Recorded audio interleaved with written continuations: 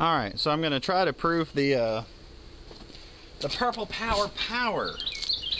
So you got my Bellhousing here. You see how all grimy and cruddy it is. So I spray on the Purple Power. And you see it immediately starts, you can actually see the blue of the original paint. We'll start off using a regular wire brush just to get some of the gunk off of it. And my engine is rolling away.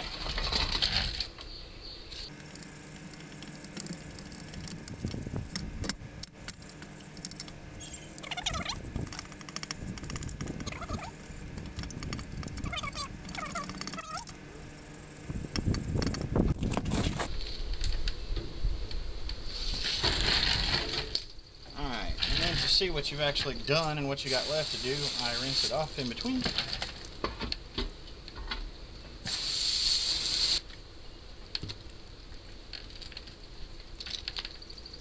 Now I'll break out this wire brush, because it kind of scrubs down into little nooks and crannies.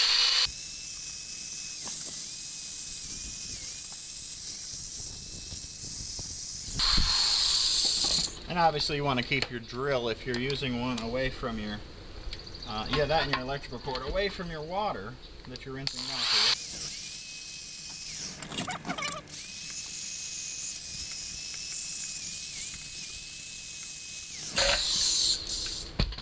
So some days I'm in a picture mood for the engine, and some days I'm in a camera mood.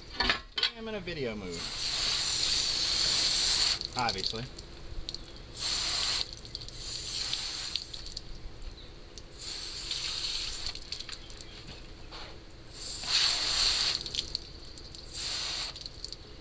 So there's a little bit of, but you see how well that like degreased the engine, like there's nothing coming off on my, well then again my hands are so gooey. But it degreases it pretty well.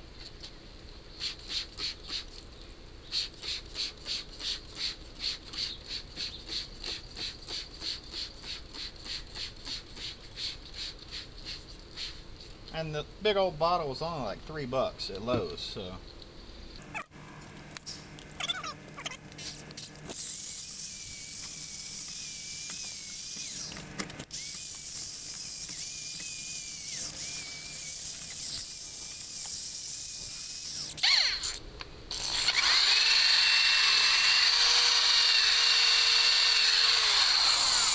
So the cut brush works pretty good for getting these wide open areas.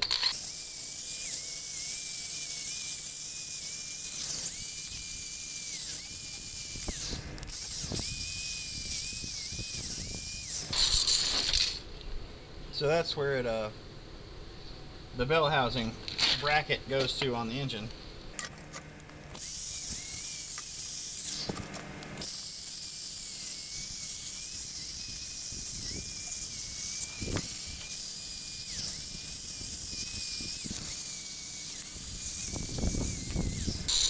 So this is actually where the clutch pedal goes in here, and it operates the clutch disc. The clutch goes inside the Bellhousing. So it actually, there's a little knob right here that it ball that it pivots in and out, and that's all that releases your clutch to let you shift your gears.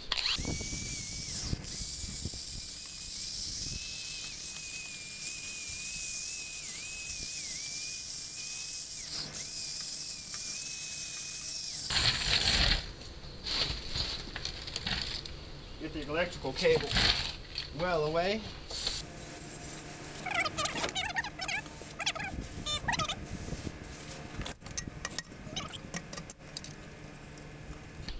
This looks pretty grungy. This is where it actually runs into the engine. This hole, this is the back of the engine goes right here. This is the actual hole that the starter goes in. The starter turns the flywheel and causes it to start the engine.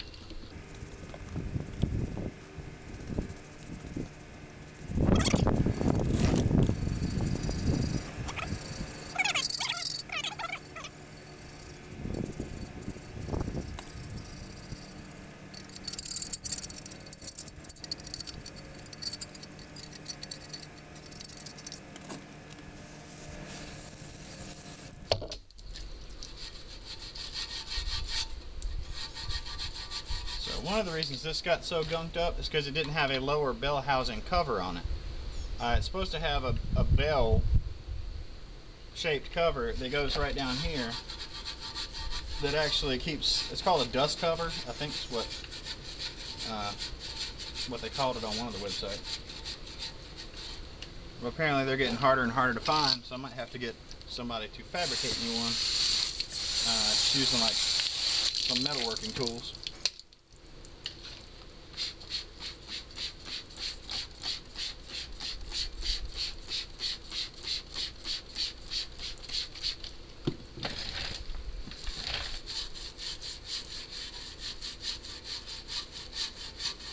Well, look at that, it's a GM product. Who knew? That was sarcasm. It's amazing. There was literally that. Did you see that indentation just magically appear? Because it certainly wasn't there before I started scraping it.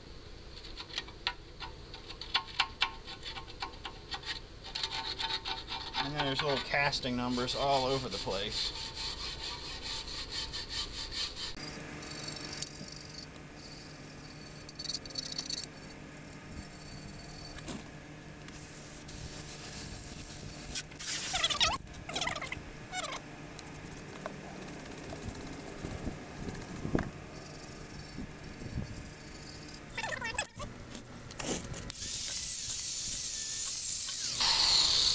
I like to use the manual brush to start with because I don't want to get this as gunky as it's getting currently.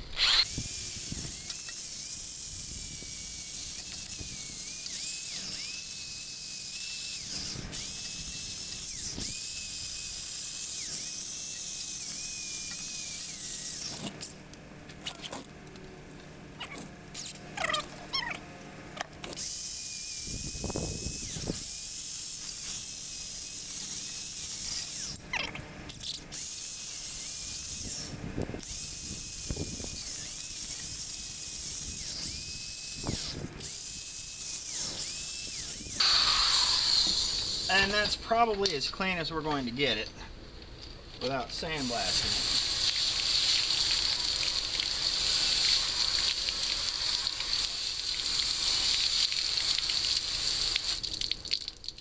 But I think it looks pretty darn good considering what it looked like about 5 minutes ago.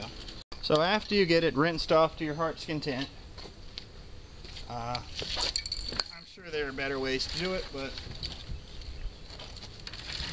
I like to give it a good wipe down with a paper towel. So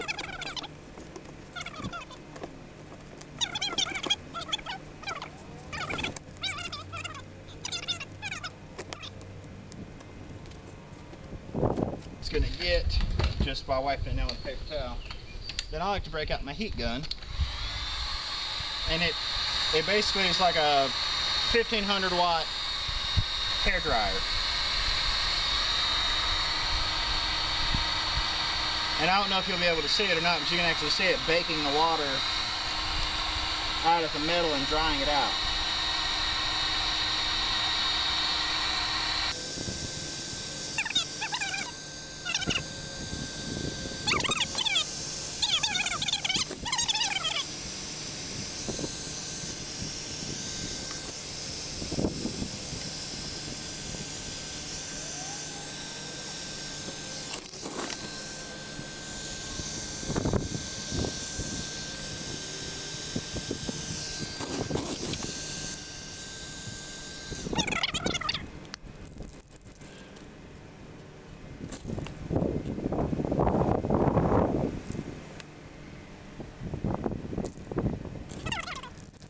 Now there's going to be a gasket where the transmission mounts up here, so we'll just, I'm going to go ahead and spray paint it, and then whenever we go to put when I go to put the gasket and transmission on, I'll just sand it down back to the bare metal before I put the gasket on.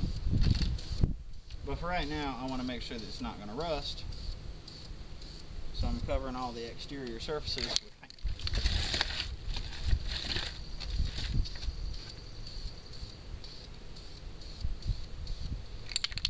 So I'm sure there might be some engine guys out there like, oh, you're not supposed to do it that way. Well, this is how I'm doing it because it's my car.